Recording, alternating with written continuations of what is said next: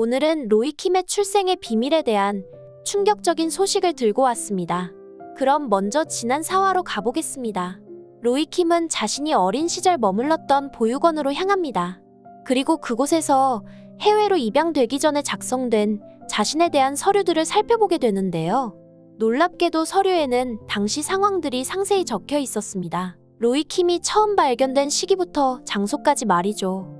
참고로 해당 서류에는 1983년 2월 14일 김포시 하성면 면사무소 근처에서 도로를 순찰 중이던 경찰에 의해 발견되었다고 기록되어 있었습니다.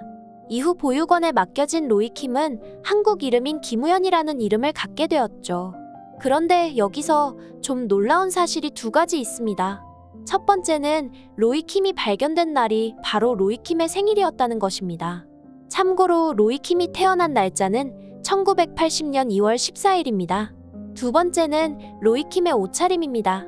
남색 코트에 베이지색 바지 그리고 붉은 스웨터에 흰색 운동화까지. 버려진 아이치고는 굉장히 깔끔하고 단정한 모습이었다는 것입니다. 즉 로이킴이 4살 생일날 누군가에 의해 버려졌고 그날 경찰이 발견했음에도 부모를 찾지 못했다는 것은 일부러 부모가 찾지 않았다는 것을 의미한다는 것이죠. 한편 지난 4화에서 보육원 수녀님은 로이킴에게 이런 조언을 하나 했었습니다. 경찰서에 가서 유전자 등록을 해놓으라고 말이죠.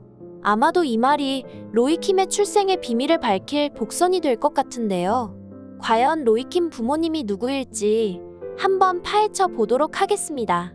첫 번째는 로이킴과 차정숙이 남매라는 썰입니다. 하지만 이 가능성은 좀 낮습니다.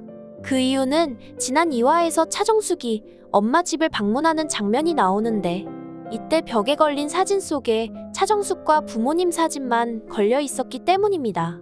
만약 잃어버린 아들이 있었다면 차정숙 집에는 여전히 어린 아들 사진이 벽에 걸려 남아 있었겠죠. 그리고 차정숙 어머니 성격상 늘 아들을 찾아 나서고도 남았을 것입니다. 하지만 로이킴이 처음부터 차정숙에게 끌리는 것이 만약 사랑이 아닌 핏줄 때문이었다면 큰 충격일 것 같습니다.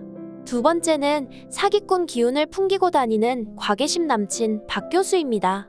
현재 박 교수는 곽예심과 교제하며 그녀의 환심을 사고 있지만 누가 봐도 재산을 노리고 접근한 사기꾼으로 의심되는 인물이죠. 그런데 이분이 계속 곽예심과 얽히는 이유가 로이킴 때문이 아닐까 싶은 생각이 듭니다. 즉 곽예심에게 사기를 쳤다가 경찰서에 붙잡혀온 후에 아들이 자신을 찾고 있다는 것을 알게 되는 것이죠. 이때 차정숙은 곽예심 때문에 경찰서에 뛰어오고 로이킴은 아버지를 찾았다는 소식에 경찰서에 뛰어올 가능성이 커 보입니다.